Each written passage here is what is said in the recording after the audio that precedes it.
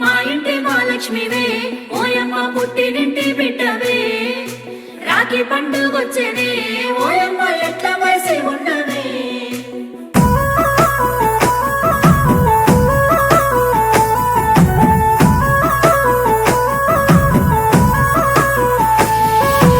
ఏడాదికోసారి రాఖీ పండుగ గిచ్చన్న గిరిమల్లె సన్న సిరిమల్లె గిచ్చన్న గిరిమల్లె